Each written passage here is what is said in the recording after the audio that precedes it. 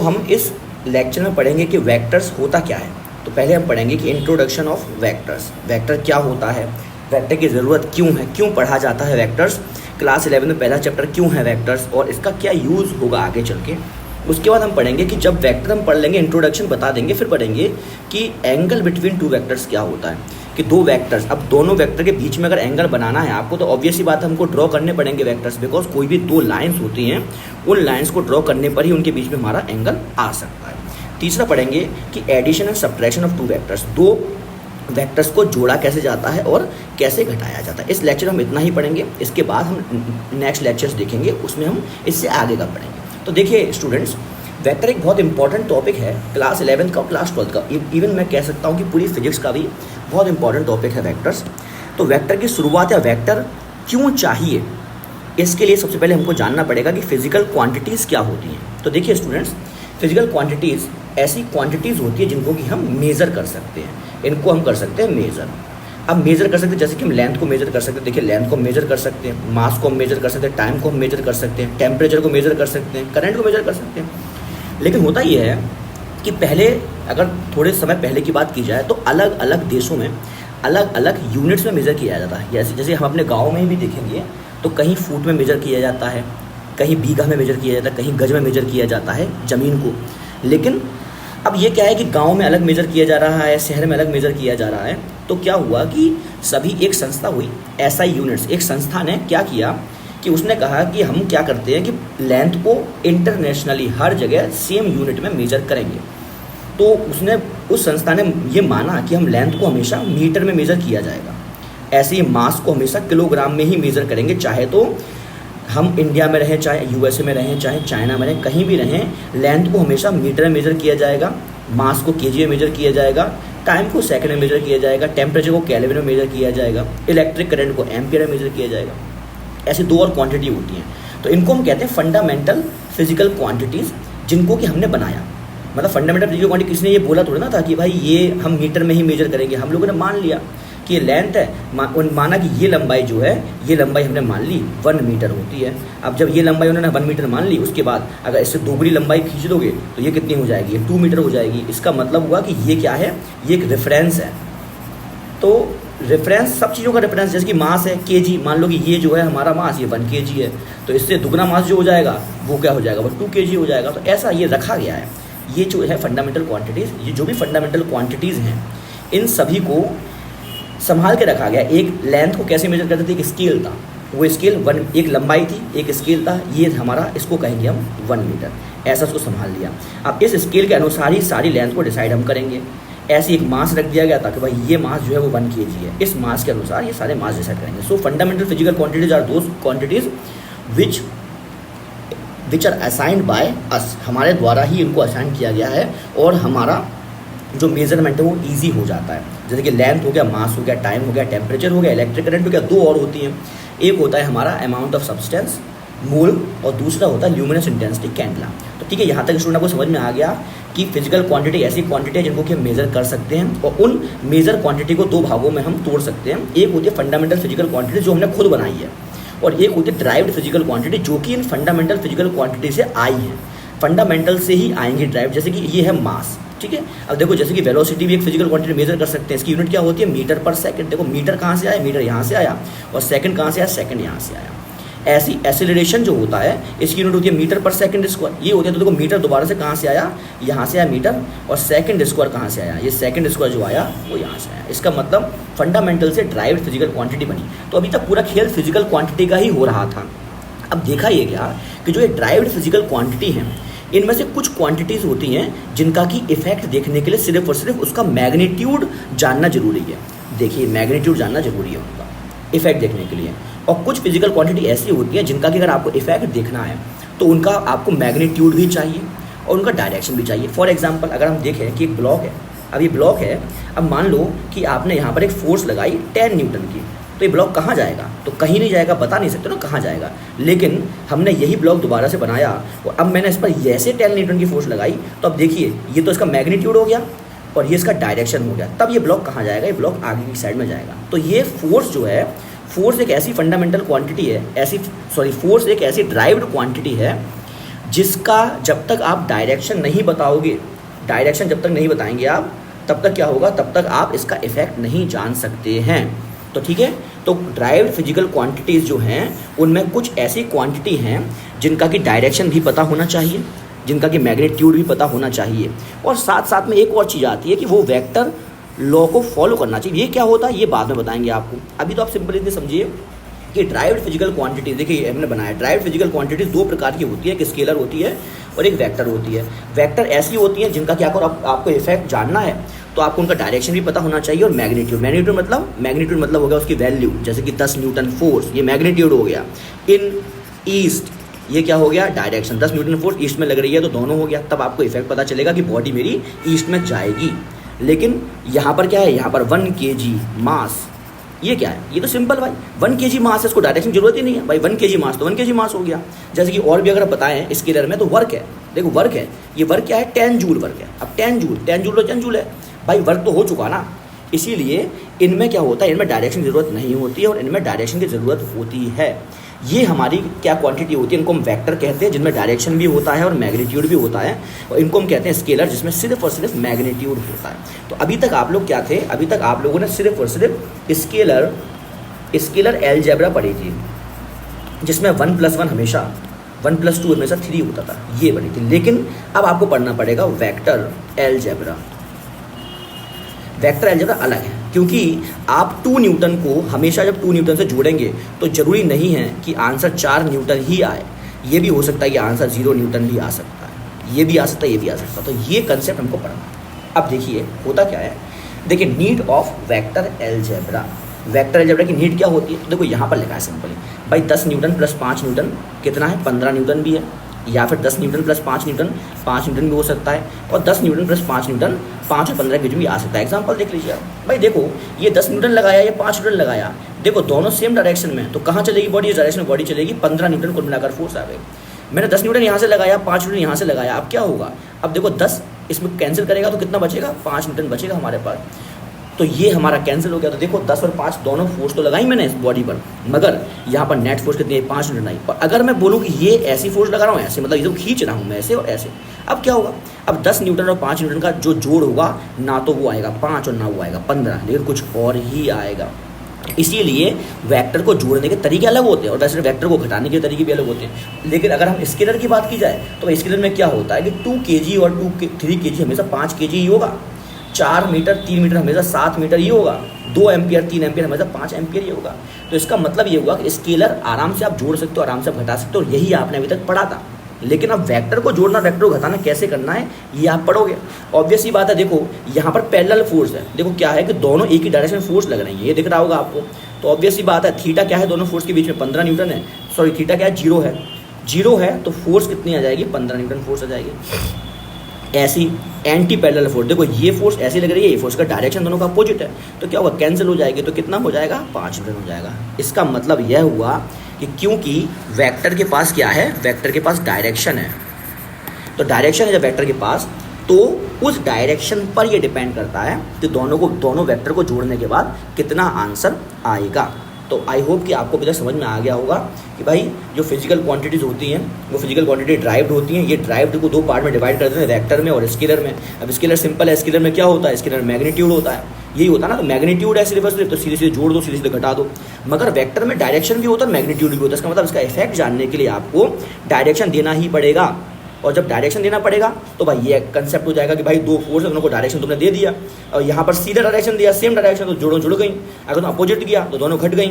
लेकिन अगर तुमने ऐसा दिया 90 डिग्री पर है दोनों, फिर क्या होगा, तो तभी हमारा पूरा एक अलजेब्रा डेवलप किया गया, जिसको हम कहते हैं वेक्टर अलजेब्रा। और इस वेक्टर अलजेब्रा ये पूरा का पूरा क्लास 12 में मैथमेटिक्स में भी है, लेकिन फिजिक्स में हम आपको उतना ही पढ़ाएंगे जितना कि आपके लिए ज़रूरी है वेक्टर अलजेब्रा। तो अब देखिए यहाँ पर देखते हैं, तो देखो अब रिप्रेजेंटेशन ऑफ वेक्टर, सबसे पहले तो आपको वेक्टर इतना बोल रहे हैं हम, तो सबसे पहले तो रिप्रेजेंटेशन देखना पड़ेगा ना कि वेक्टर को कैसे रिप्रेजेंट किया जाता है। तो देखो वेक्टर, कोई भी वेक्टर, सबसे पहले तो देखना पड़ेगा कि कोई वेक्टर क्वांटिटी है कि नहीं। जिस वेक्टर क्वांटिटी में या जिस फिजिकल क्वांटिटी में डायरेक्शन की ज़रूरत होती है, अगर आपको उसका इफेक्ट जानना है तो वही वेक्टर होता है। और सबसे बढ़िया क्या होता है, सबसे अच्छा है हमारा, वो है फोर्स। फोर्स एक वेक्टर क्वांटिटी होती है और सबसे बढ़िया एग्जांपल है हमारा फोर्स का। ठीक है। अब देखिए होता क्या है कि वेक्टर को किस तरह से रिप्रेजेंट करते हैं, ये सबसे इंपॉर्टेंट है। तो वेक्टर को रिप्रेजेंट करते हैं हम एक एरो से। एक एरो से वेक्टर को रिप्रेजेंट किया जाएगा, और जिस एरो का एक तो हेड होगा और एक हमारा टेल होगा। ये वेक्टर है पूरा। अगर कोई वेक्टर को आपको रिप्रेजेंट करना है, फोर्स को, जैसे मान लो फोर्स को आपको रिप्रेजेंट करना है, तो आपको क्या करना पड़ेगा, एक एरो बनाना पड़ेगा ऐसा। अब ये क्या है, ये इसका हेड है, ये इसका टेल है। तो हम मान लेंगे कि ये वेक्टर क्या बता रहा है, ये वेक्टर एक फोर्स बता रहा है जिसका डायरेक्शन जो है उसके हेड की तरफ है। तो देखो यही मैंने लिखा है कि देखो ये है हमारा वेक्टर ए, इसमें क्या है, ये हेड है। तो हेड क्या बताता है, हेड बताता है डायरेक्शन ऑफ वेक्टर, और साथ साथ में टेल से शुरू होता है। उसके बाद क्या होता है कि अगर आपने इस वेक्टर को ऐसे लिखा है, साइन होता है सिंबल, जैसे कि मैंने बोला कि फोर्स, इसके ऊपर एक एरो लगा दिया, इसका मतलब ये होगा कि ये अपने साथ दोनों चीज़ें लिए हुए हैं। इसके पास एक मैग्नीट्यूड भी है और इसके पास डायरेक्शन भी है। जैसे एग्जांपल है मेरा कि मैंने लिखा F is equal to 10 newton in east, ये लिखा मैंने। तो इसका मतलब इसके पास ये मैग्नीट्यूड भी है और ये डायरेक्शन भी है। तो ये रिप्रेजेंट करता है कि इस वेक्टर के पास मैग्नीट्यूड भी है और साथ साथ में इसके पास डायरेक्शन भी है। ये करता है रिप्रेजेंट, ठीक है। साथ साथ में अगर बोलें कि इसकी लंबाई अगर मेजर करो, लंबाई मेजर करते हैं हम इसकी, तो एक वेक्टर ये है F1 का और एक वेक्टर ये है F2 का। तो ऑब्वियस सी बात है कि जिसकी लंबाई ज़्यादा होगी उस वेक्टर का मैग्नीट्यूड ज़्यादा होगा, मतलब उसकी वैल्यू ज़्यादा होगी। मान लो F1 अगर 5 न्यूटन है तो F2 जो है 4 न्यूटन नहीं हो सकता। अगर F1 5 न्यूटन है तो F2 100% है कि 5 से ज़्यादा ही होगा, क्योंकि इसकी लंबाई ज़्यादा है। तो यहाँ पर मैंने बोला कि लेंथ ऑफ वेक्टर, जो लंबाई है वेक्टर की, वो रिप्रेजेंट करता है मैग्नीट्यूड को। और अगर आपको ऐसे लिखा जाए फोर्स, और इस वेक्टर को हमने क्या किया, इस फोर्स के वेक्टर को हमने इस बॉक्स के अंदर बंद कर दिया, तो अब क्या है, अब सिर्फ और सिर्फ इसके पास मैग्नीट्यूड ही है, इसके पास डायरेक्शन खत्म हो गया, इसका डायरेक्शन जो है वो खत्म हो गया।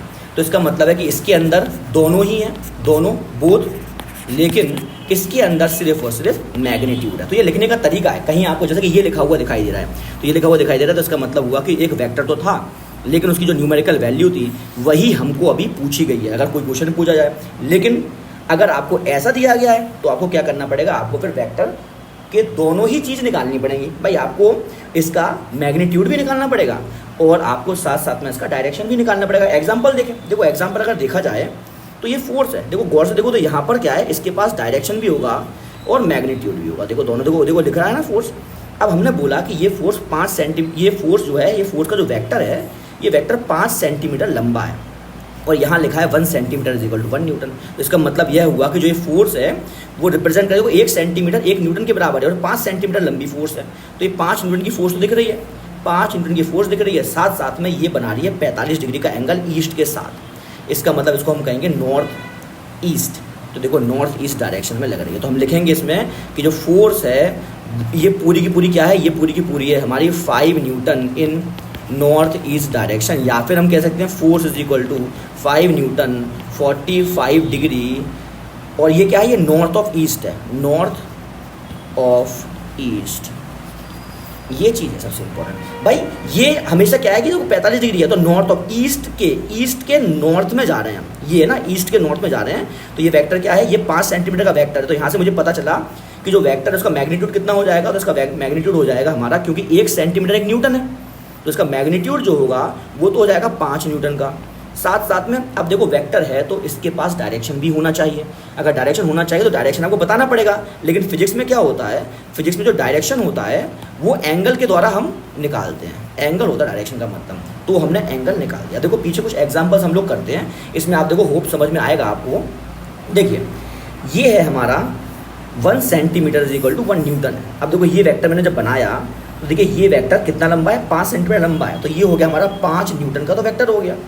लेकिन अब ये देखो क्या है, ये नॉर्थ से मेजर किया, किस साइड, ईस्ट में।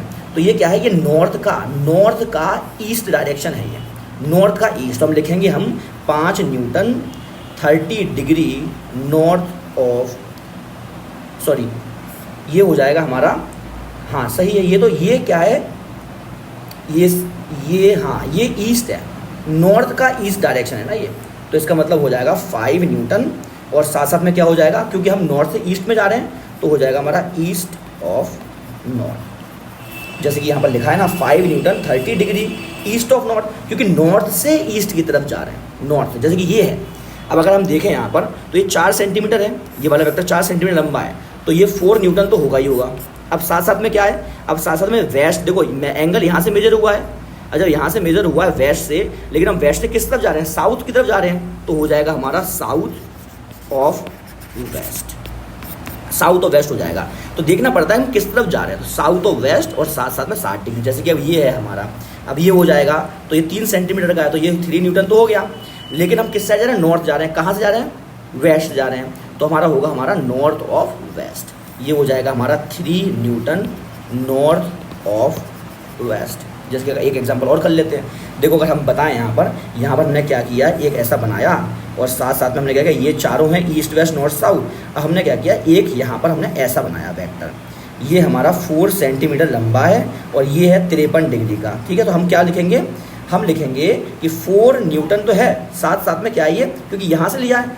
तो ये हो जाएगा हमारा नॉर्थ ऑफ ईस्ट हो जाएगा। क्यों, क्योंकि हम ईस्ट से नॉर्थ की तरफ जा रहे हैं, तो नॉर्थ ऑफ ईस्ट हो जाएगा, ठीक है। तो यहाँ हमने यहाँ से मेजर किया और देखो इसको क्या किया, इसको हमने यहाँ से मेजर किया, तो ये किसका नॉर्थ किसका ईस्ट है, ये नॉर्थ का ईस्ट है, और ये क्या है, ये ईस्ट का नॉर्थ है, ये दोनों इंपॉर्टेंट है, जहाँ से हम मेजर करेंगे वही है हमारा इंपॉर्टेंट, ठीक है। देखो एक और कर लेते हैं भाई, एक और कर लेते हैं, तो देखो यहाँ पर एक और बनाते हैं दोबारा से, हमने बनाया, अब देखो क्या होगा, ये चारों डायरेक्शन है हमारे, अब चारों डायरेक्शन है, ये हम मान लेते हैं यहाँ पर बनाते हैं, ठीक है, ये बनाते हैं और हम क्या करते हैं, हम यहाँ से एंगल मेजर करते हैं, ये 30 डिग्री का एंगल है और ये 5 सेंटीमीटर का है, तो हम लिखेंगे 5 न्यूटन, साथ साथ में क्या हो जाएगा, अब देखो नॉर्थ है, लेकिन नॉर्थ से किस तरफ चल रहे हैं हम, नॉर्थ से चल रहे हैं वेस्ट की तरफ, तो ये हो जाएगा हमारा वेस्ट ऑफ नॉर्थ, ये हो जाएगा हमारा। तो मुझे लगता है कि आप लोगों को थोड़ा डायरेक्शन सेंस तो समझ में आ ही गया होगा, ठीक है। अब देखते हैं हम लोग नेक्स्ट देखते हैं, देखो अब क्या है सबसे इम्पोर्टेंट, वेरी इंपॉर्टेंट क्यों है ये हम आपको समझ में समझाएंगे। वेरी इंपॉर्टेंट क्या है कि एंगल बिटवीन 2 वेक्टर्स, 2 वेक्टर के बीच में कैसे आप एंगल निकालेंगे, तो इसके लिए क्या होता है, इसके लिए एक प्रॉपर्टी होती है, सबसे पहले ये सेकंड वाली प्रॉपर्टी पहले हमको पढ़नी पड़ेगी, ठीक है।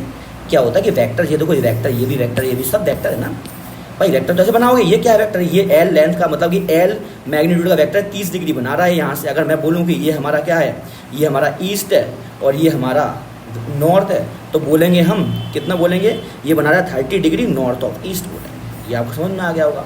अब इंपॉर्टेंट बात क्या है इसमें कि कोई भी एक वेक्टर होता है, उस वेक्टर को हम शिफ्ट कर सकते हैं पैरेलली, उस वेक्टर को शिफ्ट करते हैं पैरेलली, लेकिन उसकी लंबाई को चेंज नहीं करना है, ये बात है। Any vector can be shifted parallelly without changing its magnitude और लेंथ। कारण क्या है भाई, ये मान लो कि ये वाली लेंथ है हमारी, ये फोर्स जो लग रही है ना, ये फोर्स लग रही है 30 डिग्री पर, और कहाँ लग रही है, नॉर्थ ऑफ ईस्ट में लग रही है, इसकी लंबाई एल है, मान लेते हैं एल का मतलब है L is equal to 5 newton मान लेते हैं, ठीक है। अब होगा क्या कि देखो इस वेक्टर को मैंने शिफ्ट किया यहाँ पर पैरेलली, जब पैरेलली यहाँ पर शिफ्ट कर दिया, अब देखो क्या होगा कि ये भी देखो एंगल कितना बना रहा है, ये भी एंगल 30 डिग्री का ही बना रहा है, और इसकी लंबाई भी कितनी है, इसकी लंबाई भी एल है, तो अब देख लो खुद ही आप सेम ही तो है दोनों, ये भी एल लंबाई है, तो एल लेंथ का वेक्टर है जो कि 30 डिग्री बना रहा है ईस्ट में। ऐसे ये भी देख लीजिए आप, ये भी 30 डिग्री का एंगल बना रहा है, इसकी भी लंबाई कितनी है, एल लेंथ की लंबाई है, ये भी 30 डिग्री का एंगल बना रहा है, इसकी लंबाई कितनी है, एल लेंथ की लंबाई है। इसका मतलब ये सभी वेक्टर सेम है, एक्चुअली हमने शिफ्ट कर दिया पैरेलली, कहीं पर भी हमने शिफ्ट कर दिया, मगर इनका इफेक्ट क्या है, इनका इफेक्ट ये है कि एक फोर्स है जो कि 30 डिग्री लग रही है, मतलब कि जो बना रही है 30 डिग्री का एंगल ईस्ट से, लेकिन किसकी तरफ, नॉर्थ की तरफ। तो हम क्या करेंगे, एल लेंथ का वेक्टर है 30 डिग्री नॉर्थ ऑफ ईस्ट बना रहा है, तो ये सभी सेम वेक्टर्स हैं। तो ये प्रॉपर्टी क्या होती है कि कोई भी वेक्टर है उसको हम पैरेलली इसी प्लेन में कहीं भी शिफ्ट कर सकते हैं पैरेलली, उसका इफेक्ट चेंज नहीं होगा। लेकिन खास बात क्या है, खास बात है without changing its length. Length अगर चेंज कर दोगे भाई आप, अगर मैंने मतलब इसको आपने बड़ा कर दिया तो क्या है, वो फोर्स का मैग्नीट्यूड बड़ा हो जाएगा, इसको आपने छोटा कर दिया तो फोर्स का मैग्नीट्यूड छोटा हो जाएगा। तो अभी आप मान लो लगा रहे थे 10 न्यूटन की फोर्स, और अगर आपने इसको छोटा सा बना दिया तो 5 न्यूटन की फोर्स लगी, डायरेक्शन सेम लगा भाई, डायरेक्शन 30 डिग्री का ही है, लेकिन 5 न्यूटन की फोर्स जब लगेगी तो उसका इफेक्ट भी तो चेंज हो जाएगा। तो ये चीज़ सबसे इंपॉर्टेंट प्रॉपर्टी है। अब दूसरी प्रॉपर्टी क्या है कि अगर आपको 2 वेक्टर के बीच में एक एंगल निकालना है तो आपको क्या करना पड़ेगा, मान लो ये वेक्टर ए है, वेक्टर बी है, तो आपको क्या करना पड़ेगा, दोनों को टेल टू टेल जोड़ना पड़ेगा। अब टेल टू टेल कैसे जोड़ोगे भाई, ये दोनों तो टेल टू टेल नहीं जुड़े हुए हैं, तो आपको क्या करना पड़ेगा, किसी भी एक वेक्टर को शिफ्ट करना पड़ेगा पैरेलली यहाँ पर। तो अब कैसे हो जाएगा, ए तो ये रहा और हमने बी को यहाँ शिफ्ट कर दिया बी को, और ये ए रहा, और ये एंगल जो है वो एंगल इनके बीच का होता है, यही हमने लिखा है। 2 vectors join tail to tail, then the minimum angle between them is termed as angle between 2 vectors। 2 vectors को आपको टेल टू टेल जोड़ना पड़ेगा, उसके बाद जो दोनों के बीच का एंगल होगा वही एंगल हम बोलेंगे कि ये एंगल दोनों वेक्टर के बीच का एंगल है। एग्जाम्पल देखो, ये एक वेक्टर था ए और दूसरा वेक्टर ये था हमारा बी। हमने क्या किया, इसका एंगल कैसे निकालेंगे, तो भाई हमने बी को इस तरह शिफ्ट कर दिया, तो बी को जब शिफ्ट किया तो यहाँ पर बी बन गया, दोबारा से पैरेलली शिफ्ट कर सकते हम, तो ये एंगल जो आया ये आ गया हमारे वेक्टर के बीच का एंगल। देखिए कुछ क्वेश्चंस होंगे, देखिए हमको क्या करना है, पूछा गया कि बताओ एंगल बिटवीन द वेक्टर्स क्या होगा। ठीक है, देखो एक कुल मिलाकर ये वेक्टर ए बनाया गया है, ये वेक्टर बी है, ये वेक्टर सी है और ये वेक्टर डी है। अब कैसे करेंगे हम, तो देखो अगर हम बोले हैं कि ए और बी के बीच में हमको एंगल बनाना है, तो हमने क्या किया, ये बी ये वेक्टर है ना हमारा, जब ए और बी के बीच में हमको एंगल निकालना है तो हमको ए और बी को टेल टू टेल जोड़ना पड़ेगा, लेकिन अभी तो ये है नहीं एक साथ, तो हम क्या करेंगे, बी को यहाँ पर ले आएंगे। तो देखो कैसे होगा, हमने बी को यहाँ पर ले आए, जब हम बी को यहाँ पर ले आए और ये बी वेक्टर बन गया, तो देखो ये जो एंगल है ना, ये इनके बीच का एंगल है थीटा। और ये तो आपको समझ में आ रहा होगा कि देखो ये कुल मिलाकर 90 डिग्री है, तो ये 90 डिग्री हो गया और ये 30 चला गया तो बचा कितना, 60 डिग्री बचा। तो इसका मतलब ए और बी के बीच का जो एंगल है वो होगा हमारा 60 डिग्री। सिंपल बात है, आप जो है पॉज करो वीडियो और बी ए और सी, ए और डी, बी और सी, बी और डी और सी और डी, मतलब आपको क्या क्या करना है, देखो ए बी के बीच में निकालना है एंगल, उसके बाद ए सी के बीच में निकालना है, ए डी के बीच में निकालना है, ठीक है, उसके बाद बी सी के बीच में निकालना, बी डी के बीच में निकालना और लास्ट में सी एंड डी के बीच में हमको एंगल निकालना है। सभी एंगल निकालना है, वीडियो पॉज करके आप निकालो एंगल, फिर अगर आपसे नहीं निकले या चेक करना हो तो वीडियो दोबारा से रिज्यूम करिए और फिर आप चेक करिए जब तक मैं निकालता हूँ। तो ऑब्वियस ही बात है, देखो ए और बी के जो एंगल निकालेंगे हम, तो देखो बी को आपको यहाँ पर बनाना पड़ेगा। जब बी को आपने यहाँ बना दिया तो अब ये दो वेक्टर हैं, दोनों वेक्टर टेल टू टेल जुड़े हुए हैं, है ना, तो ये जो एंगल होगा ये एंगल होगा इनके बीच का, और ये कितना होगा, थीटा इज इक्वल टू कितना हो जाएगा, 60 डिग्री हो जाएगा। ए और बी हो गया। अब ए और सी, तो आपको क्या करना है, ए को यहाँ शिफ्ट कर लो। भाई ए को जब यहाँ पे शिफ्ट करेंगे तो कैसा बनेगा, ये बन जाएगा ऐसा, यही तो ए है हमारा, जब ए बन जाएगा और ये एंगल कितना है, ये एंगल ऑलरेडी 30 डिग्री दे रखा है, तो इसके बीच का भी कितना एंगल हो जाएगा, ए और सी के बीच का, ये भी हो जाएगा हमारा 30 + 60, दोनों को जोड़ेंगे तो 90 डिग्री हो जाएगा। अब ए और डी की बात की जाए, तो ए और डी की बात की जाए तो ए को दोबारा यहाँ शिफ्ट करो, तो ये हमारा ए आ गया। जब ए आ गया यहाँ पर, तो देखो ये तो 30 डिग्री है और ये 90 डिग्री है, तो ए और डी के बीच का भी एंगल आपको समझ में आ गया कितना है, भाई ये है कुल मिलाकर 120 डिग्री। ऐसी अब बी और सी के बीच का निकालना, तो बी को यहाँ शिफ्ट कर दो। अब बी को यहाँ पर शिफ्ट कर दिया आपने, क्योंकि हमेशा आपका ऑब्जेक्टिव है टेल टू टेल जोड़ना है, तो बी को जो यहाँ पर शिफ्ट किया, तो देखो ये 90 है और ये 60 है, तो कुल मिलाकर कितना हो गया, 150 डिग्री हो गया। ऐसी बी और डी के बीच में, तो बी और डी तो साफ से समझ में आ रहा भैया, ये तो सीधे आपस में एंटी पैरेलल है, 90 ये रहा 90 ये रहा, तो हो गया काम 180 डिग्री। अब सी एंड डी, अब देखो खास बात क्या है कि सी एंड डी में आप डी को यहाँ शिफ्ट कर लो, तो जैसे डी को यहाँ शिफ्ट करेंगे तो देखो डी तो ये आ गया है ना। अब सिंपल बात है कि देखो कुल मिलाकर ये तो 90 डिग्री का था, तो ये कितना बचा, ये 30 डिग्री बचा, तो कितना बचा, सी एंड डी के बीच में कितना आ गया, ये आ गया 30 डिग्री का। तो देखो सभी के सभी हमारे कितना एज है, तो वेक्टर के बीच का एंगल निकालना बहुत महत्वपूर्ण है।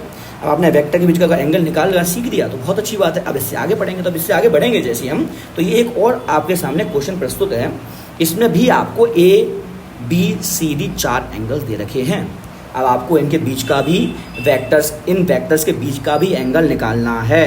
तो देखिए कैसे करेंगे, आप लोग पॉज करके करो, आप लोग वीडियो को पॉज करिए, इसके बीच के एंगल निकालो। किस किस के निकालने हैं, A B, A C, A D, B C, B D and C D के बीच का एंगल हम भी निकालते हैं। भाई सिंपल बात है, जब आप ए और बी के बीच का एंगल निकालेंगे तो आपको या तो बी को यहाँ ले आओ या फिर ए को यहाँ ले आओ, कुछ भी कर लो। तो सरल क्या है, बी को यहाँ लाना है, तो बी को हम यहाँ पर ले आए। भाई जब बी को हम यहाँ पर ले आए तो साफ साफ दिख रहा है कि यह तो है 90, भाई ये तो 90 है। उसके बाद ये देखो क्या है, क्योंकि ये कुल मिलाकर 180 है, ये लाइन 120 यहाँ पर चला गया, तो कितना बचा, यहाँ बचा 60, ये तो बचा 60। भाई 120 लगेगा 60 बचेगा, क्योंकि 180 की पूरी लाइन होती है। जब 120 60 बचा तो ये क्या है 60 + 90, तो कितना आ गया, ये आ गया 150, ये आ गया ए और बी के बीच का। अब ए और सी के बीच की बात की जाए तो देखिए सी को उठाकर यहाँ पर ले आओ, सी को उठाकर यहाँ पर ले आओ, तो देखो सी ऐसे बनेगा, और जब सी ऐसे बना तो ये कितना है, ये है हमारा 75, और ये पूरा कितना है, ये पूरा है 120, तो ये कुल मिलाकर कितना आ जाएगा, 120 - 75 आ जाएगा। तो कितना आ गया, देखो 75 में से 120 गया, तो अब सिंपल बात है दोबारा बना देते हैं इसमें। भाई ये है कुल मिलाकर, ये है हमारा क्या, सी है ये, और ये कितना है 75 है, तो ये कितना हो गया, ये हो गया हमारा 120 - 75, तो ये कितना एंगल आ जाएगा, 5 ये हो गया 80, तो ये हो जाएगा 45, 45 हो जाएगा ना, ये 45 हो गया ये, क्योंकि यहाँ पर 75 में अगर आप 45 जोड़ोगे तो 120 ही आएगा। तो ये हो गया हमारा। अब क्या हो गया, अब हमको क्या करना है, अब हमको करना है ए और डी के बीच का एंगल निकालना। ये बहुत बढ़िया है। तो ए और डी के बीच का एंगल अगर आप निकालना चाहते हो तो इसको भी वापस यहाँ ले आओ। तो जैसे आप इसको यहाँ ले आएंगे तो देखिए क्या होगा कि क्योंकि ये डी है ना एक्चुअली में डी, अब देखो डी है तो ये 150 का एंगल बना रहा है यहाँ पर, तो ये कितने का बनाएगा, ये बनाएगा हमारा 30 का एंगल बनाएगा ये। तो इसका मतलब ये कितने का बना रहा है, ये भी हमारा 30 का बना रहा है एंगल। तो देखो यहाँ पर कुल मिलाकर 120 में से ये पूरा 120 है, ये पूरा 120 है और इसमें से 30 चला गया। दोबारा बना देते हैं, देखो थोड़ा सा सुंदर और बना देते हैं डायग्राम। देखो ये मान लेते हैं हमारा क्या है, ये हमारा डी है, ठीक है। और देखो ये अगर लाइन देखेंगे तो ये कितना है, ये 30 है और ये कुल मिलाकर पूरा कितना है, ये पूरा 120 है। तो ये कितना बचा, ये बचा हमारा कि हमने 120 में से माइनस कितना कर दिया, 30 माइनस कर दिया, बचेगा 90। कारण क्या है, क्योंकि हमने ये एंगल निकाला, ये एंगल है 30, हमको इससे कोई मतलब है नहीं। इससे मतलब ये है कि 180 में से हमने इसको माइनस कर दिया तो 30 आ गया। तो ये आ गया हमारा। अब क्या हो गया, अब हमको क्या निकालना है, अब हमको बी और सी के बीच का एंगल निकालना है। तो इसको सीधे सीधे हमने बना दिया, ये बी आ गया और ये सी आ गया। अब एंगल कौन सा है, देखो ये या तो ये ले लो या ये ले लो, लेकिन छोटा एंगल लेना पड़ेगा बच्चों अपन को। तो क्या हो जाएगा, ये हो जाएगा 90 + 75, क्योंकि 90 आ गया तो 90 + 75, तो ये हो जाएगा हमारा 165 डिग्री का, ठीक है। छोटा एंगल लिया जाता है हमेशा, बड़ा नहीं लिया जाता है। ऐसे ही अगर हम निकालें बी और डी के बीच एंगल तो ये भी साफ साफ समझ में आपको आ रहा है। ये 90 है तो ये भी 90 है और ये ऑलरेडी आपका 30 है। 30 + 90 कितना हो गया, तो 30 + 90 जो हमारा हो गया वो हो गया हमारा 120 डिग्री, क्योंकि ये 30 है।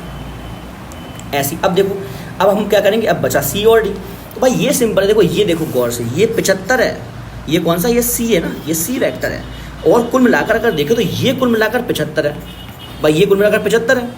तो आपको कौन सा एंगल निकालना है, आपको निकालना है ये एंगल निकालना है आपको। तो देखो ये 30 है, समझे, ये 30 है, तो ये कितना बचा, 75, 75 माइनस 30 बचा, तो कितना हो गया, 70 माइनस 30, तो कितना हो गया, ये हो गया हमारा 45 डिग्री का एंगल, ये हो गया हमारा।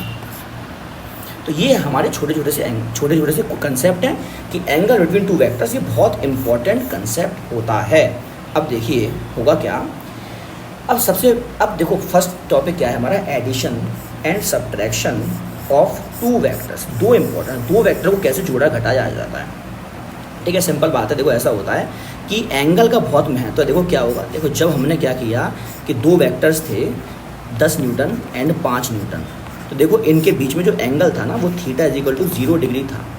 तो एफ नेट जो आया था वो आया था हमारा 15 न्यूटन। इसका मतलब जब थीटा 0 है तो डायरेक्टली ऐड हो गए।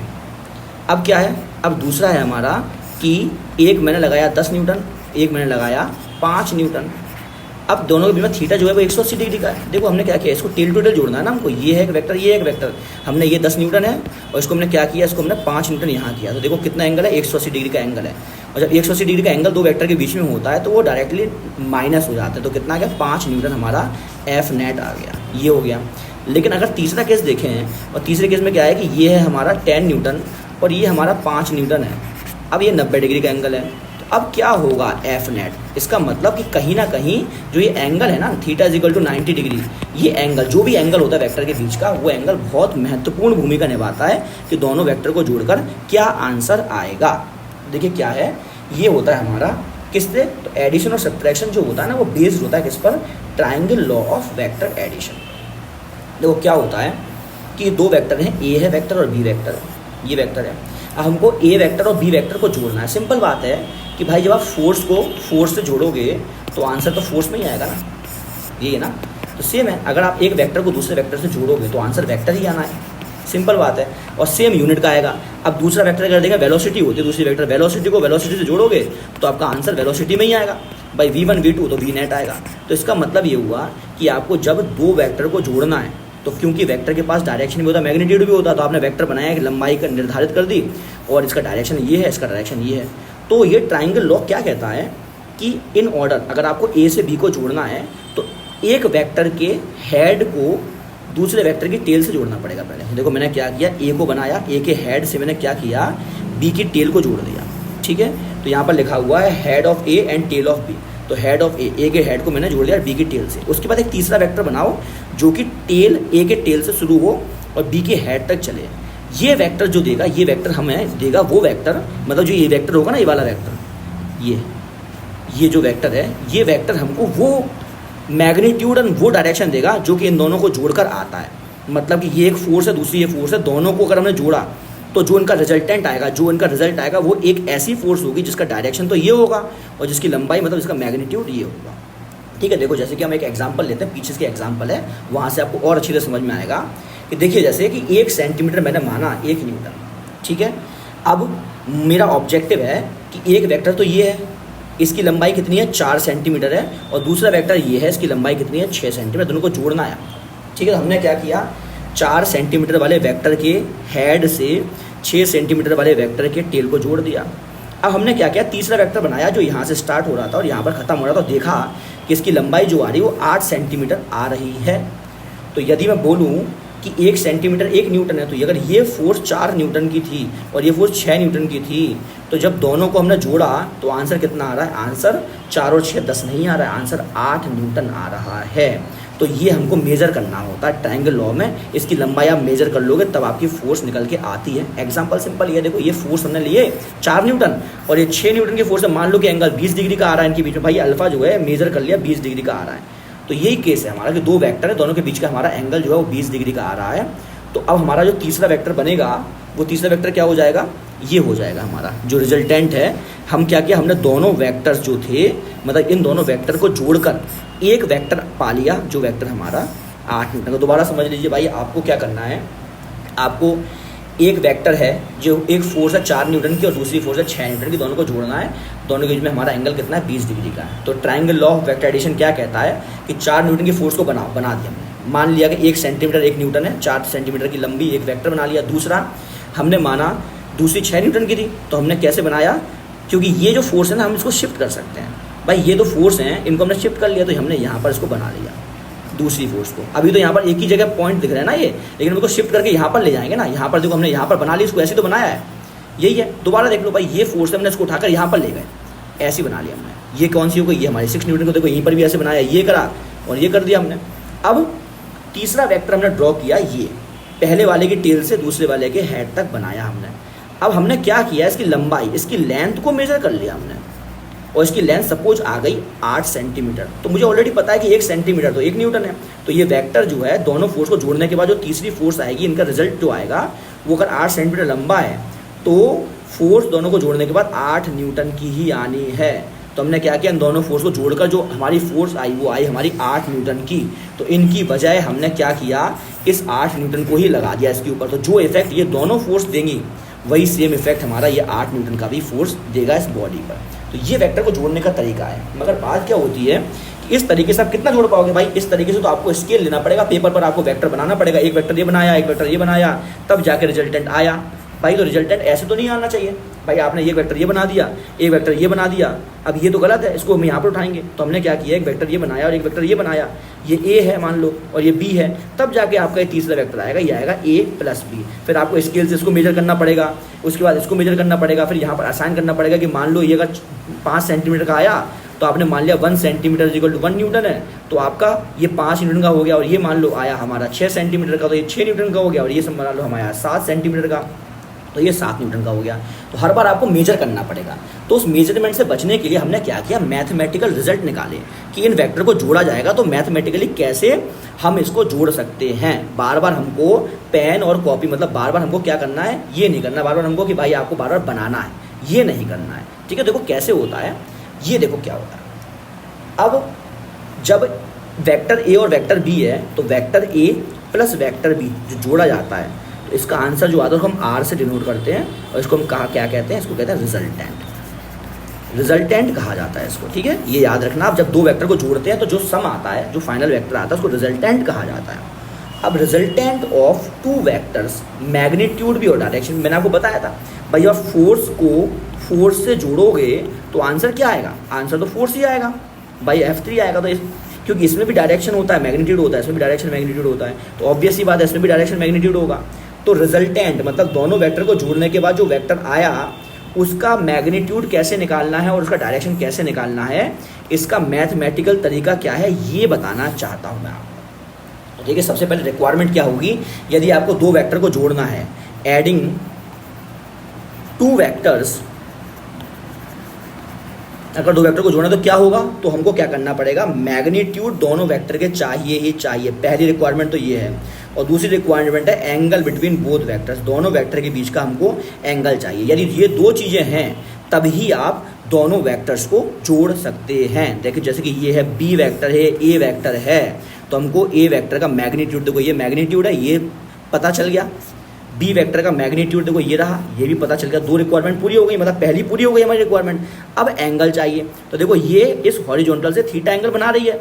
हमने ए को क्या किया, हमने ए को यहाँ पर शिफ्ट कर दिया, उठा सकते हैं ना, ए को हम पैरेलली शिफ्ट कर सकते हैं। तो देखो अब एंगल बिटवीन दो वेक्टर्स, क्योंकि मैंने दोनों वेक्टर को टेल टू टेल जोड़ दिया था, तो angle between A and B भी पता चल गया। तो इसका मतलब हम अब इस कंडीशन में दोनों वेक्टर्स को जोड़ सकते हैं।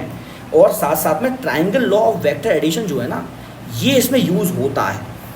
अब देखो कैसे होता है यूज़, अब यहाँ पर अब समझाते हैं। देखो होता क्या है कि हमने क्या किया, हमारे पास ए और बी था, तो ये देखो पिछली स्लाइड में अगर देखी जाए, देखो ए ऐसा था और बी ऐसा था। तो यहाँ पर भी देखो हम बनाते हैं, ए ऐसा था और बी कैसा था, बी ऐसा था हमारा, और ये एंगल थीटा दिया था, ये चीज़ें थी हमारे पास, ठीक है। तो हमने क्या किया, तो देखो ये ए रहा और हमारा ये क्या रहा, बी रहा, क्योंकि हमको टेल टू टेल जोड़ना पड़ेगा ना, क्योंकि हमको एंगल चाहिए। ये एंगल हमारा थीटा था। अब एक प्रॉपर्टी होती है, किसी वेक्टर को हम पैरेलली शिफ्ट कर सकते हैं, तो इसको हमने क्या किया, इसको हमने शिफ्ट यहाँ पर कर दिया। देखो ये भी बी हो गया, ऐसे हमने इसको यहाँ शिफ्ट कर दिया ए को, तो ये भी हमारा ए हो गया, देख लो आप। तो देखो ये बी है, तो हमने बी को यहाँ शिफ्ट कर दिया, तो बी इधर हो गया, पैरेलली हो गया। ऐसे ए ये रहा, तो हमने ए को यहाँ शिफ्ट कर दिया, ये पैरेललोग्राम बन गया पूरा। तो ये हो गया हमारा पैरेललोग्राम हो गया, इसीलिए हम इसको पैरेललोग्राम लॉ कहते हैं, क्योंकि पैरेललोग्राम बन गया। अब देखो जैसे कि ये पैरेललोग्राम हमारा है, अब हमारा ऑब्जेक्टिव है कि देखो अब मुझे किसको जोड़ना है, मुझे जोड़ना है ए प्लस बी को जोड़ना मुझे, यही करना ना भाई, ए प्लस बी को जोड़ना मुझे। तो ए प्लस बी को जोड़कर हमारा आएगा आंसर, वो आएगा आर के बराबर। भाई ए प्लस बी को जोड़कर तो आर के बराबर आंसर आएगा। तो हमने क्या किया, इसमें triangle law of vector addition लगाया कि अगर ए को बी से जोड़ना है आपको, तो ए के हेड से बी की टेल को जोड़ना पड़ेगा। तो ए के हेड से हमारी बी की टेल जुड़ी हुई है। फिर तीसरा वेक्टर बनाना पड़ेगा जो कि यहाँ से ए के टेल से जुड़ा हुआ है, ए के टेल से शुरू होगा और बी के हेड तक बनाएगा। तो ये वेक्टर क्या हो गया, ये वेक्टर हमारा आर के बराबर हो गया। देखो triangle law of vector addition लग रहा है, ये वेक्टर ए है, ये वेक्टर बी है। अब देखो क्या है, वेक्टर ए के हेड से वेक्टर बी की हमने टेल को जोड़ दिया। तो तीसरा वेक्टर जो बनाएंगे हम, वो वेक्टर इसके ए के टेल से शुरू होकर बी के हेड तक जाएगा, वो वेक्टर क्या हो गया, वो वेक्टर हमारा रिजल्टेंट के बराबर हो गया। अब हमारा ऑब्जेक्टिव है, क्योंकि मुझे मैग्नीट्यूड निकालना है भाई। अगर मुझे मैग्नीट्यूड निकालना है तो मुझे इसकी इस लाइन की लंबाई चाहिए होगी, लेंथ चाहिए होगी। क्यों चाहिए होगी, क्योंकि मुझे पता है कि कोई भी वेक्टर होता है, अगर मैंने एक वेक्टर बनाया तो ये वेक्टर की जो लेंथ होती है, वो लेंथ ही तो इसका मैग्नीट्यूड होता है भाई। लेंथ ही तो इसका मैग्नीट्यूड होगा, कोई वेक्टर की लेंथ जो होगी वही तो इसका मैग्नीट्यूड होगा। तो इसका मतलब कि अब हमारा ऑब्जेक्टिव यही है सिर्फ और सिर्फ कि ये जो वेक्टर है, ये वेक्टर की लंबाई ही मुझे चाहिए, लेंथ। अब लेंथ निकालने के दो तरीके होते हैं, देखो एक तो होता है पाइथागोरस थ्योरम होती है, perpendicular square plus base square equal to hypotenuse square. दूसरी होता है डिस्टेंस फॉर्मूला, ये होता है हमारा x2 माइनस x1 का whole square plus y2 minus y1 का होल स्क्वायर, इसका अंडर रूट। ये दो तरीके होते हैं लेंथ निकालने के। अब हमको लेंथ निकालनी है तो देखो पाइथागोरस थ्योरम जब ही लग सकता है, अगर इसकी आपको लंबाई चाहिए तो पाइथागोरस थ्योरम तभी लगेगा जब एक ट्राइंगल बनाया जाए जिसमें कि एक एंगल क्या हो 90 डिग्री का, तब इसकी लंबाई आप निकाल सकते हो। ठीक है, तो हमने यही किया। देखिए हमने क्या किया कि इसकी लंबाई को हमने लिखा r, ये है ना भाई, ये तो वेक्टर है r। अगर ये पूरा वेक्टर है तो इसके पास क्या है, इसके पास हमारा डायरेक्शन भी है और मैग्नीट्यूड भी है। मगर अगर हम ये लिखेंगे तो इसके पास क्या है, इसके पास सिर्फ मैग्नीट्यूड है। सब पुरानी बात है। तो हमने इसको लिखा कि ये मैग्नीट्यूड हमारा r, हमारा ऑब्जेक्टिव इसको निकालना है। अब हमको ये देखो, ये ट्राइंगल है जो मैं बना रहा हूँ ना, ये ट्राइंगल और ये ट्राइंगल है ना, ये ट्राइंगल दोनों सिमिलर हैं, दोनों ट्राइंगल। ठीक है, ये दोनों ट्राइंगल अगर सिमिलर हैं तो अब क्या है, इसकी लंबाई निकालनी है। तो हमने क्या किया, देखो हमने किया क्या कि अभी पहले हमारे पास इतना बना हुआ था, ये था, ये इतना हमारे पास पहले बना हुआ था। ठीक है, और ये हमें इसकी लंबाई निकालनी थी। हमने क्या किया, इसको थोड़ा आगे एक परपेंडिकुलर ड्रॉप कर दिया यहाँ पर और इस लाइन को जोड़ दिया, ये कर दिया हमने। है, ठीक है। तो अब अगर देखें तो देखो ये लाइन इसके पैरेलल है और ये लाइन कॉमन है, तो यदि ये एंगल थीटा है तो ये भी एंगल थीटा ही होगा, ये आपको पता चल गया। अब हमने इस ट्रायंगल को देखा, इस वाले ट्रायंगल को कंसीडर किया, ये वाला ट्रायंगल। तब ये वाला ट्रायंगल जब कंसीडर करेंगे तो देखिए इसको मैंने लिखा, इस लंबाई को लिखा y और इस लंबाई को लिखा मैंने x। हम सब ये क्यों कर रहे हैं? क्योंकि मुझे इसकी लंबाई चाहिए। इसकी लंबाई अगर चाहिए तो मुझे देखो, इसकी लंबाई चाहिए के लिए मुझे ये ट्रायंगल देखना पड़ेगा। इस ट्रायंगल में एक एंगल 90 डिग्री का है, तो यदि मैं ये लंबाई निकाल लूँ और यदि मैं ये लंबाई निकाल लूँ और इनका स्क्वायर दोनों का कर दूँ तो ये लंबाई हमारी आ जाएगी, बिकॉज ये परपेंडिकुलर है, ये हाइपोटेनियस है, इसलिए मैं सब कर रहा हूँ। तो एक छोटा ट्रायंगल देखें, इस छोटे ट्रायंगल में 90 डिग्री का एंगल है, इसको मैंने बोल दिया कि ये y है लंबाई और ये हमारी x लंबाई है, ठीक है। अब इस ट्रायंगल में अगर देखेंगे तो देखो क्या होगा, ट्रायंगल LMN, देखो LMN ट्रायंगल है, ये ट्रायंगल LMN है। अब इसमें क्या होगा कि y, देखो सबसे पहले साइन थीटा, ये थीटा है तो ये परपेंडिकुलर हो गया, बेस हो गया, ये हाइपोटेनियस हो गया। तो साइन थीटा क्या होता है? Perpendicular upon hypotenuse. तो P क्या है? y। और हाइपोटेनियस देखो इसकी लंबाई जो होगी ना, क्योंकि ये वेक्टर b है तो इसकी लंबाई होगी मैग्नीट्यूड ऑफ b के बराबर, ऐसे लिखेंगे ना लंबाई इसकी। भाई ये पूरा वेक्टर b है, इसकी लंबाई ऐसे लिखी जाएगी। तो ये कहेंगे हम कि ये हो गया हमारा y, ये ट्रायंगल जो है हमारा, इस ट्रायंगल में ये लंबाई हमारी क्या है? y है, ये लंबाई हमारी x है और ये लंबाई हमारी है, इसको हम लिखेंगे मैग्नीट्यूड ऑफ b के बराबर। ये थीटा एंगल है, तो यहाँ पर साइन थीटा जो आ जाएगा वो क्या आ जाएगा? y, क्योंकि ये परपेंडिकुलर है, थीटा के सामने वाला perpendicular, upon hypotenuse, y upon mod of b। तो यहाँ से मुझे पता चला कि y की वैल्यू क्या आ गई? ये मॉड ऑफ b से मल्टीप्लाई हो गया, तो y की वैल्यू आ गई हमारी mod of b sine theta. ऐसे इस ट्रायंगल में हम लोग क्या लगाएंगे? कॉस थीटा लगाएंगे। तो कॉस थीटा के लिए होगा हमारा बेस अपॉन हाइपोटेनियस। तो भाई इसमें देखो दोबारा से, तो देखो ये क्या है? ये हमारा x है और ये थीटा है, तो ये हमारा y ऑलरेडी निकला था और ये हमारा क्या है? ये हमारा मैग्नीट्यूड ऑफ b के बराबर है। तो यहाँ से हमने क्या किया? यहाँ से हमने y, तो यहाँ पर x upon mod b, x upon mod b हमारा क्या है? कॉस थीटा के बराबर आ गया। तो यहाँ से पता चला कि mod b cos theta is equal to x आ गया। तो अब हमारा जो ऑब्जेक्टिव था इसकी लंबाई निकालना, इसकी लंबाई निकालने के लिए मुझे इसकी लंबाई चाहिए थी और इसकी लंबाई चाहिए थी। तो देखो इसकी लंबाई तो मुझे मिल गई, वो क्या मिल गई? मॉड b साइन थीटा मिल गई। और इसकी लंबाई मुझे मिल गई, वो मिल गई मॉड b कॉस थीटा मिल गई। और ये लंबाई जो है यहाँ से यहाँ तक की लंबाई, तो ये वेक्टर a है ना, तो इसकी लंबाई क्या हो गई? मॉड ऑफ a हो गई, क्योंकि वेक्टर a है, इसकी लंबाई ये बताता है। तो यही मैंने लिखा है कि देखो ये ट्रायंगल है और ये भी ट्रायंगल, दोनों सेम है। जब दोनों ट्रायंगल सेम है तो लंबाई मुझे पता चल गई इसकी क्या है? इसकी है हमारी मॉड b साइन थीटा, इसकी हमारी mod a plus mod b cos theta. तो देखिए ये लंबाई मुझे पता लगी mod a plus mod b cos theta, ये लंबाई पता लग गई मॉड a, इसको कहते हैं मॉड कहते हैं, ठीक है इसको। तो magnitude of b sine theta चल गई।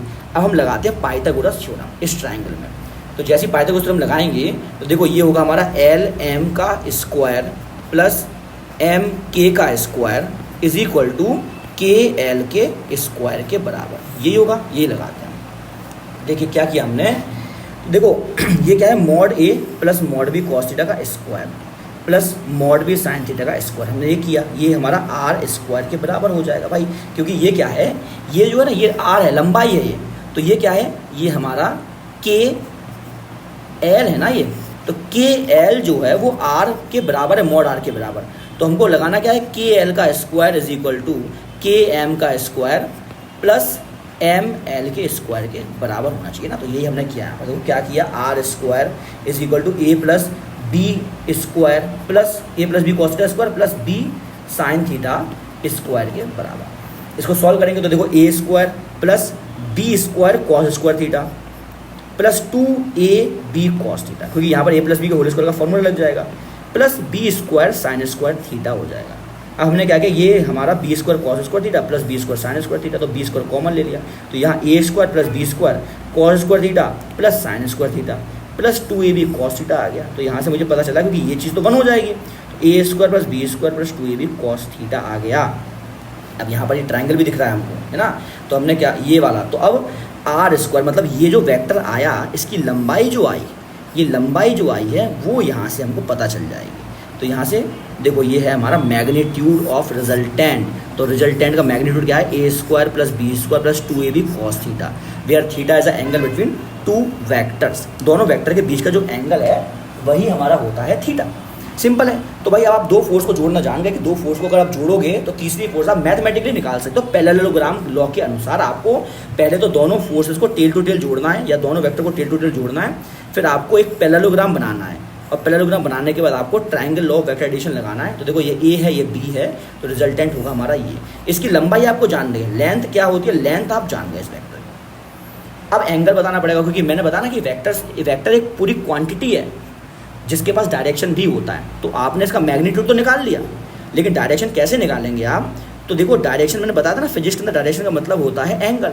तो आपको ये वेक्टर ए वेक्टर के साथ, मतलब रिजल्टेंट जो है वो ए के साथ कितने डिग्री का एंगल बना रहा है ये आपको बताना पड़ेगा। मतलब कि रिजल्टेंट तथा ए के बीच में जो एंगल है अल्फ़ा, वो आपको निकालना है। तो इस ट्रायंगल में देखो, ये ट्रायंगल है, ये वाला ट्रायंगल है, इसमें 90 डिग्री का एक एंगल है। देखिए ये ट्रायंगल, इसमें अल्फ़ा है ये, और ये 90 डिग्री का एंगल है। इसका मतलब कि ये चीज़ हो गई हमारी, वो हो गई परपेंडिकुलर, और ये पूरा जो हो गया ना, ये हो गया हमारा बेस। देख लीजिए भाई, ये ट्रायंगल जो है, इस ट्रायंगल में एक 90 डिग्री का एंगल है ये, और हमको निकालना चाहिए ट्रायंगल में अल्फ़ा है।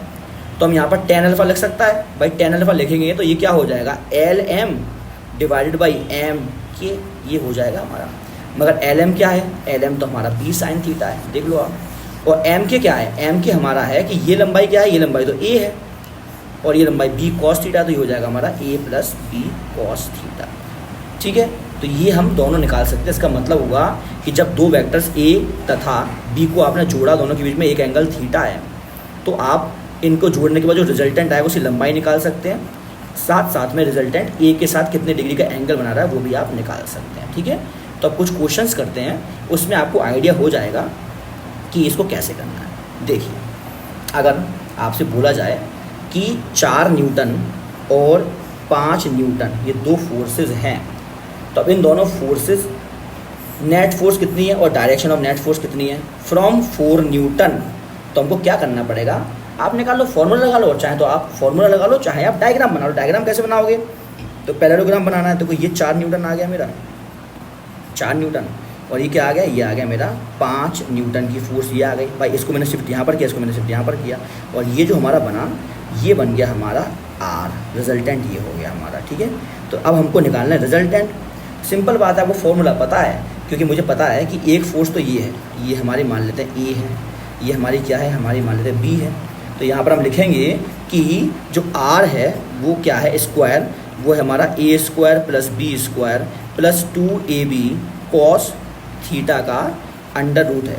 सॉरी, अंडर रूट नहीं होगा, क्योंकि ये R स्क्वायर, तो इसका भी अंडर रूट कर दीजिए। ठीक है, तो यहाँ पर क्या आ जाएगा हमारा, यहाँ पर आ जाएगा R is equal to A square plus B square plus 2AB, और साथ साथ में कॉस थीटा, और इसका भी अंडर रूट। अब A स्क्वायर, तो भाई A स्क्वायर का मतलब है 4 स्क्वायर प्लस B स्क्वायर, तो 6 स्क्वायर, क्योंकि मैग्नीट्यूड है, इनके magnitude, plus 2 into 4 into 6 into cos कितना 60 डिग्री, ये भी अंडर रूट में आ जाएगा। तो भाई ये कितना हो जाएगा, 16 प्लस 36 प्लस 2 इंटू 4 इंटू 6, तो ये कितना हो जाएगा, ये हो जाएगा 848, तो ये हो गया हमारा इंटू 1/2, कॉस 60 कितना हो जाएगा, 1/2 हो जाएगा। तो यहाँ से अब देखेंगे हम, तो ये हो गया हमारा 16, ये हो गया 36, और ये हो गया हमारा 24, तो 16 प्लस 36 प्लस 24। तो यहाँ पर अगर देखा जाए तो देखो क्या होगा कि 16 और 24 को जोड़ो, 20 और 30, 36, 40, तो ये आ गया, तो 76 हमारा आंसर आ गया। ठीक है, तो ये हमारा कुल मिलाकर ये हमारा रिजल्टेंट है। तो ये रिजल्टेंट का मतलब है कि जब इन दोनों फोर्स को आप जोड़ रहे हैं तो √76 न्यूटन इनका रिजल्टेंट है। मतलब 4 और 5 को जो आपने जोड़ा तो √76 हमारा आंसर आया। अब √76 को भी और आगे कर तो सकते हैं हम इसको, अगर ये 4 से कट जाए तो 4 1 4 5 6 7, तो 4 1 4 और 36 4 9 36, तो 2√19 आ गया न्यूटन। ठीक है, तो ये हमारा फोर्स है। तो 2√19 अब याद रखिएगा। तो अब देखो यहाँ पर क्या किया हमने कि हमने पैरेललोग्राम लॉ बनाया, ड्रॉ किया, एक ऐसा और एक ऐसा, और ये हमारा रिजल्टेंट आ गया, और कितना आ गया, ये R आ गया, और R की वैल्यू कितनी आई, वो आई 2√19 न्यूटन आ गई। मतलब यदि 4 न्यूटन और 5 न्यूटन को हम लोगों को गायब करना है तो हमको सिर्फ और सिर्फ यहाँ पर एक फोर्स देनी होगी, F नेट जो होगी वो होगी हमारी 2√19 न्यूटन की। अब दूसरी बात क्या है कि डायरेक्शन फॉर 4 न्यूटन, 4 न्यूटन से डायरेक्शन, तो डायरेक्शन भी बताया था मैंने आपको। देखो ये है हमारा पैरेललोग्राम बना दिया हमने ये। ठीक है, अब सिंपल बात है कि आपको ये रिजल्टेंट है आपका, तो ये आपको अल्फ़ा एंगल निकालना है, अल्फ़ा। ठीक है, तो यहाँ पर क्या है, भाई आपको वही चीज़ है, ये क्या है, ये हमारा हो गया, क्योंकि बी क्या है, बी 5 है, तो ये हो गया 5 साइन थीटा, और ये हो गया हमारा 5 कॉस थीटा। वही ट्राइंगल का वही है हमारा डायग्राम। तो हम क्या करेंगे, जो tan अल्फ़ा आएगा, पहले tan अल्फ़ा बना देते हैं हम। तो देखो ये होगा हमारा, ये ट्राइंगल बनाते हैं, ये अब क्या होगा, अब ये हमने बनाया रिजल्टेंट, ये दोनों वेक्टर ऐसे बना दिए, ये r बनाया और ये अल्फ़ा बनाया। तो ये अल्फ़ा हमको निकालना है, तो जो tan अल्फ़ा होता है वो होता है हमारा b sine theta upon a plus b cos theta होता है। जो tan अल्फ़ा आया हमारा वो आ गया हमारा b साइन थीटा। देखो b ये है 5 न्यूटन b है, तो 5 इंटू साइन 60 अपॉन a कितना है, a है हमारा 4 प्लस b कॉस थीटा, तो 5 इंटू कॉस 60। तो यहाँ से आप लोग निकाल सकते हैं, तो 5 इंटू साइन 60, तो 5√3/2 डिवाइडेड बाई 4 प्लस 5/2 आया। यहाँ से अगर देखेंगे तो ये हो जाएगा हमारा 5√3/2 डिवाइडेड बाई, ये हो जाएगा 8 प्लस 5, तो ये हो जाएगा हमारा 13/2, ये हो गया हमारा, ठीक है। 8 प्लस 5 कितना हो गया, 13 हो गया, तो 2 से 2 कैंसिल हो गया, तो ये आ गया हमारा 5√3/13। ये हो गया हमारा tan अल्फ़ा की वैल्यू। तो अल्फ़ा की वैल्यू जो आ गई वो आ गई tan इनवर्स 5√3/13, ठीक है। अब इस पर देखें तो ये बहुत बढ़िया एग्जांपल है, क्योंकि इसमें क्या है, इसमें भाई दोनों के दोनों जो फोर्सेज हैं वो दोनों के दोनों फोर्सेज 90 डिग्री पर हैं, तो बहुत बेस्ट है, क्योंकि जब 90 डिग्री पर फोर्स होंगे तो रेक्टेंगल बनेगा। भाई यहाँ पर तो पैरेललोग्राम बन रहा था, लेकिन यहाँ पर रेक्टेंगल बनेगा, तो हमने दोनों ऐसे बना दिया। भाई ये हो गया हमारा, देखो ये क्या है, ये हमारा एक वेक्टर, दूसरा वेक्टर ये रिजल्टेंट आ गया हमारा r। अब सिंपल बात है, यहाँ पर दोबारा से करिए रिजल्टेंट का r निकालने के लिए, तो ये क्या हो जाएगा, a² plus b² plus 2ab cos theta, under root में आएगा ये। अब सॉल्व करेंगे r को, तो a² कितना है, वो है हमारा 9 plus 16 plus 2 into 3 into 4 into cos 90, मगर कॉस 90 खास बात है कि 0 होता है, तो हो गया हमारा 9 प्लस 16 का अंडर रूट, तो ये आ गया हमारा √25, तो ये आ गया हमारा 5 न्यूटन। मगर मतलब क्या कि यदि दोनों फोर्सेस को जोड़ेंगे तो आंसर तो आएगा 5 न्यूटन, लेकिन ये किधर आएगा, किस डायरेक्शन में आएगा, तो डायरेक्शन हम लोग निकाल लेते हैं। भाई ये आएगा हमारा 5 न्यूटन, ये 5 न्यूटन आएगा हमारा, ठीक है। जब 5 न्यूटन ये आएगा तो आपको ये अल्फ़ा निकालना पड़ेगा, अल्फ़ा। तो यहाँ से हम ट्राई करते हैं, तो देखो ऐसा डायग्राम है ये हमारा। डायग्राम कैसा है, डायग्राम है हमारा कि ये हमारा हो गया कितना 3 न्यूटन, और भाई ये हमारा कितना हो गया 4 न्यूटन। अब हमने क्या किया, हमने 2 वेक्टर और बना लिए, इस पर रेक्टेंगल बना लिया, तो ये कितना हो गया भाई, ये हो गया 5 न्यूटन। अब तुम अल्फ़ा निकालो तो ऑब्वियस सी बात है 90 डिग्री ऑलरेडी हो गया, तो ये कितना, इसकी लंबाई 4 है, इसकी लंबाई कितनी है 3 है, तो tan अल्फ़ा जो आ गया वो आ गया 4/3। तो इस तरह से आपको क्वेश्चंस आने चाहिए करने, ठीक है। अब देखो आखिरी टॉपिक देखते हैं इसका, वो है हमारा subtraction of 2 vectors. Subtraction of 2 vectors, देखो होता ये है स्टूडेंट्स कि एडिशन और सब्ट्रैक्शन दोनों एक ही चीज़ है एक्चुअली में, होता है। देखो जैसे कि हमने लिखा vector a minus vector b, ये तो सब्ट्रैक्शन है, लेकिन इसको हम क्या लिख सकते हैं, vector a plus minus vector b। और हमको ऐड करना तो आता ही है भाई, एडिशन तो मुझे आता ही है कि किस तरह से एडिशन 2 वेक्टर का करते हैं। तो आपको ये पता होना चाहिए पहले कि ये a प्लस माइनस बी और a माइनस बी दोनों सेम है। अब देखो ये क्या है, माइनस साइन लग गया, तो इसको हम क्या कहते हैं, इसको हम कहते हैं नेगेटिव वेक्टर कहते हैं। नेगेटिव वेक्टर कहा जाता है इसको जब माइनस साइन लग जाता है, तो ये नेगेटिव वेक्टर है। अब सिंपल है, जब नेगेटिव वेक्टर है ये, तो नेगेटिव किसी भी वेक्टर का, कोई भी वेक्टर है, इसका नेगेटिव वेक्टर बनाने के लिए क्या करना पड़ेगा, उस वेक्टर की लेंथ तो सेम होनी चाहिए, सेम लंबाई का एक वेक्टर बनाओ, मगर उसका डायरेक्शन अपोजिट कर दो। जैसे कि ये a वेक्टर है, ये a वेक्टर है, अब इतनी लंबाई का दूसरा वेक्टर मैंने बनाया लेकिन डायरेक्शन अपोजिट कर दिया, तो ये क्या हो गया, ये माइनस a वेक्टर हो गया। If you want to produce negative vector of any vector, then draw a vector of same length but having opposite direction. तो अब हमारा ऑब्जेक्टिव है कि हमको a प्लस माइनस बी लिखना है। a प्लस माइनस बी मतलब कि a माइनस बी निकालना है। ये भी एक वेक्टर ही होगा भाई, force minus force is equal to force आ रहा है, velocity minus velocity is equal to velocity आएगा।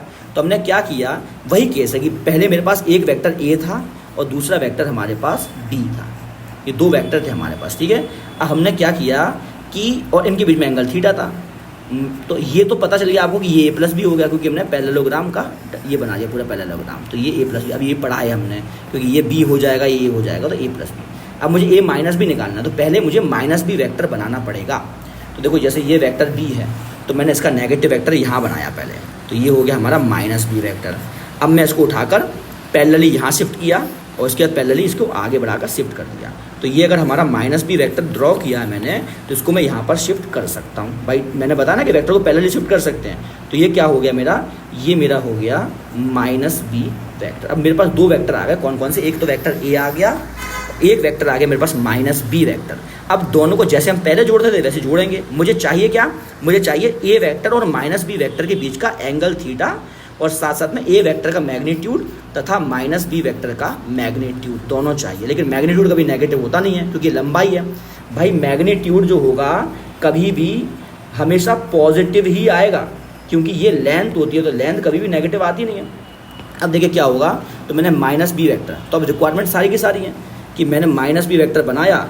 अब मेरे पास, और ये मेरा है मेरा ए वेक्टर, तो इसका मतलब इसका मैग्नीट्यूड भी मुझे पता है, ये है हमारा मॉड ए, इसका भी मैग्नीट्यूड मुझे पता है, ये है हमारा मॉड बी। देखो प्लस लेंगे मैं, क्योंकि कभी भी मैग्नीट्यूड मतलब लंबाई नेगेटिव नहीं होती। और एंगल दोनों के बीच का मान लेते हैं अल्फा है, इनके बीच का एंगल, ये दोनों के बीच का एंगल अल्फा है। सिंपल बात है, वही लगाएंगे हम A square plus B square plus 2ab cos alpha. तो मैंने लगाया A square plus B square plus 2ab cos अब अल्फा। तो गौर से देखो कि ये पूरा एंगल हमारा 180 डिग्री का है, उसमें से थीटा चला गया तो कितना बचा, ये बचा हमारा 180 माइनस थीटा। मतलब कि वेक्टर माइनस बी और वेक्टर ए के बीच में एंगल है 180 माइनस थीटा का, क्योंकि ऑलरेडी ए और बी के बीच में एंगल जो था वो थीटा का था।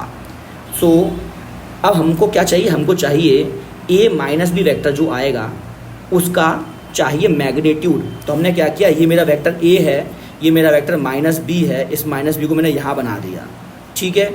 अब और ए को मैंने यहाँ बना दिया, बना सकते हैं, ये सेम है, ये सेम है, तो हम बना दिए ये और ये सेम है और ये सेम है। लेकिन यहाँ पर हमारा कौन सा लॉ लगा, यहाँ पर हमारा लगा ट्राइंगल लॉ, कि ए के हेड से मैंने माइनस बी की टेल को जोड़ दिया। भाई ये ए का हेड है, माइनस बी की टेल है, तो तीसरा वेक्टर जो ए की टेल से शुरू होकर माइनस बी के हेड तक पहुँचेगा, ये वेक्टर क्या बचाएगा, ये बताएगा हमको A vector plus minus B vector. इसका मतलब अब हमारा एंगल, ये हमारा ए माइनस बी जो वेक्टर है वो ये आ गया।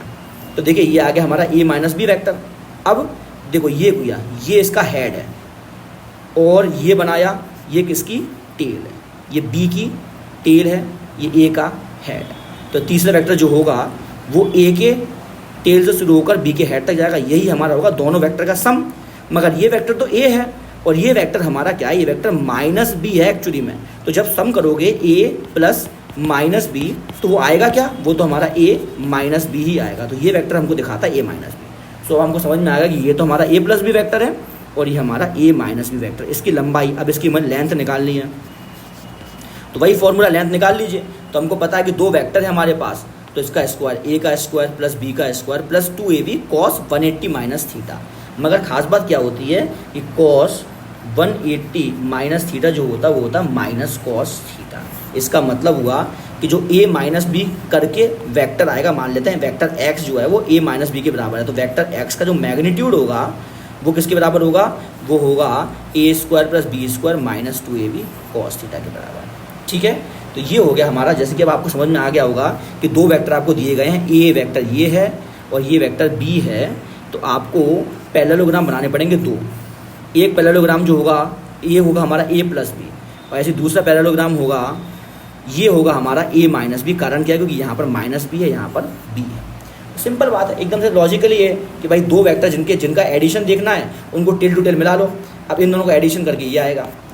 अब ये भी एक्चुअली में एडिशन है, ए माइनस बी भी एडिशन है, क्योंकि ये एक वेक्टर ए है, दूसरा वेक्टर हमारा क्या है, ये वेक्टर माइनस बी वेक्टर है। तो दोनों को दोबारा जोड़ना ही है, मुझे दोनों को जोड़ना है। सिंपल बात है कि दोनों को जोड़ दो, ट्रायंगल और लगा दो, तो ये हमारा क्या आ गया, ए माइनस बी आ गया। मगर अगर ए बी के बीच में थीटा एंगल है, ए और बी के बीच में अगर एंगल जो है थीटा है, तो ए तथा माइनस बी के बीच में एंगल जो होगा वो होगा 180 माइनस थीटा। ये सिंपल है। देखो ए और बी के बीच में थीटा एंगल है, तो ए और माइनस बी के बीच में 180 माइनस थीटा का एंगल है, ठीक है। अब देखो क्वेश्चन है कि यदि ए प्लस बी का मैग्नीट्यूड ए माइनस बी के मैग्नीट्यूड के बराबर है, दो वेक्टर्स हैं भाई, दो वेक्टर हैं, ये ए वेक्टर है और ये बी वेक्टर है, और अब ए प्लस बी का जो मैग्नीट्यूड है वो ए माइनस बी के मैग्नीट्यूड के बराबर है। ये तो ए प्लस बी है, भाई, और ये क्या है, ए माइनस बी है। इसका मतलब दोनों वेक्टरों की लंबाई सेम है, तो हमको इनके बीच का एंगल निकालना है। तो सिंपल बात है, एंगल निकाल लेते हैं। देखो ए प्लस बी का मैग्नीट्यूड है, इसको हम क्या लिखेंगे, A square plus B square plus 2ab cos theta. ये सारे मैग्नीट्यूड हैं, ये सब लंबाई है, ये भी, ये सब ए बी लिखता हूँ ना, ये लंबाई है। Is equal to A square plus B square minus 2ab cos theta. Formula भी आया था हमारा, माइनस में यहाँ पर माइनस हो जाता है, प्लस में यहाँ पर प्लस हो जाता है। दोनों को स्क्वायर कर दो, दोनों साइड को, भाई हमने दोनों साइड का स्क्वायर कर दिया। जब हमने दोनों साइड का स्क्वायर किया तो क्या आ गया हमारा आंसर, वो आ गया A square plus B square plus 2ab cos theta is equal to A square plus B square minus 2ab cos theta. ये इससे खत्म हो गया, इससे खत्म हो गया, बचा 4ab cos theta is equal to 0 आया। अब देखो एक बात कि ये मल्टीप्लाई बाई ये दोनों का मल्टीप्लिकेशन क्या आ रहा है, 0 आ रहा। तो या तो ये 0 होगा या फिर ये 0 होगा, मगर ये चीज़ कभी 0 हो नहीं सकती, क्योंकि देखो ना तो a 0 है ना b 0 है। तो यहाँ से पता चला कि कॉस थीटा की वैल्यू हमारी क्या आ गई, 0 आ गई। और कॉस थीटा 0 कब होता है, जब थीटा कितना होता है, 90 डिग्री होता है। तो इसका मतलब कि एक एंगल, पहले का आंसर हमारा क्या आ गया, पहले का आंसर हमारा आ गया कि थीटा जो है वह 90 डिग्री है। दूसरा क्वेश्चन देखेंगे कि दो वेक्टर्स हैं a एंड b। बोला गया कि magnitude of a is equal to magnitude of b, मतलब जितना लंबा वेक्टर a है उतना ही लंबा हमारा वेक्टर b भी है। सिंपल बात है। उसके बाद बोला गया कि जितना लंबा वेक्टर a है उतना ही लंबा वेक्टर b है, उतना ही लंबा हमारा a प्लस b भी है। मतलब कि वेक्टर a की जो लंबाई है वही वेक्टर b की लंबाई के बराबर है, और वही a प्लस b को क्या लिखते हैं, रिजल्टेंट लिखते हैं, r की लंबाई के बराबर है। ये कंडीशन दे रखी है। तो बताओ a एंड b के बीच का एंगल कितना है, ये पूछा गया है। सॉल्व करते हैं। भाई मुझे पता है ऑलरेडी कि a प्लस बी का मैग्नीट्यूड, मतलब रिजल्टेंट का मैग्नीट्यूड होता है, वो होता है a square plus B square plus 2ab cos theta का अंडर रूट होता है। मगर r जो है वो a के बराबर है। भाई ये सब बराबर ही तो है, इसको लिख दो हम a, भाई a लिख दो, a स्क्वायर, इसको स्क्वायर कर देते दोनों साइड को। a square is equal to a square plus a square plus 2a into cos theta. मैंने क्या किया, मैंने r को भी a लिख दिया, a को तो a लिखना ही है, b को भी a लिख दिया, सबको a लिख दिया, क्योंकि a b के बराबर और b हमारे a प्लस बी के बराबर है। भाई जो a है वो हमारे b के बराबर है और b जो है वो r के बराबर है, तो इसका मतलब r भी a के बराबर ही होगा। तो यहाँ से सॉल्व करेंगे, देखो ये तो इससे ख़त्म हो जाएगा, बचेगा क्या, बचेगा हमारा 0 is equal to a square plus 2a square cos theta. इसको इस तरफ ले जाओ तो यहाँ बचेगा हमारा minus a square is equal to 2a square cos theta. तो यहाँ से कॉस थीटा की जो वैल्यू आएगी वो आएगी -1/2, और कॉस थीटा -1/2 कब होता है, जब थीटा की वैल्यू आती है 120 डिग्री। इसका मतलब 120 डिग्री। तो ये प्रॉपर्टी है। ये प्रॉपर्टी क्या है कि अगर दो वेक्टर हैं, ये वेक्टर a है मैग्नीट्यूड वाइज और ये वेक्टर b है मैग्नीट्यूड वाइज, ठीक है, और magnitude of a is equal to magnitude of b है, तो इनका जो, अगर इनके बीच में 120 डिग्री का एंगल है तो जो इनका रिजल्टेंट आएगा उस रिजल्टेंट की लंबाई भी हमारी a के बराबर और उसकी लंबाई हमारी b के बराबर होगी। ठीक है, इतना पढ़ेंगे आज हम स्टूडेंट्स। तो आज हमने वेक्टर्स क्या होता है ये भी पढ़ लिया, वेक्टर्स क्या होता है, उसके बाद हमने पढ़ लिया एंगल बिटवीन वेक्टर्स भी पढ़ लिया, और लास्ट में हमने पढ़ा ऐड कैसे करते हैं वेक्टर्स को एंड सबट्रैक्ट कैसे करते हैं वेक्टर्स को। ठीक है, अब आप कुछ एक्सरसाइज वगैरह अपनी करिएगा, और नेक्स्ट लेक्चर में हम वेक्टर का सेकंड लेक्चर जब लाएंगे तब हम आगे पढ़ाएंगे आपको कि यूनिट वेक्टर्स क्या होते हैं, आई कैप, जे कैप, के कैप फॉर्म क्या होती है। ठीक है, तो मेरा वीडियो अगर आपको पसंद आए तो इसको आप लाइक करिएगा और इस चैनल को आप शेयर करिएगा कि ज़्यादा से ज़्यादा बच्चों तक ये कंटेंट पहुंच सके। मैं पूरी मेहनत कर रहा हूं कि आपको एकदम ओरिजिनल कंटेंट ही दूँ, सिर्फ ओरिजिनल कंटेंट ही मैं आपको देना चाहता हूं। ठीक है students, okay, thank you very much.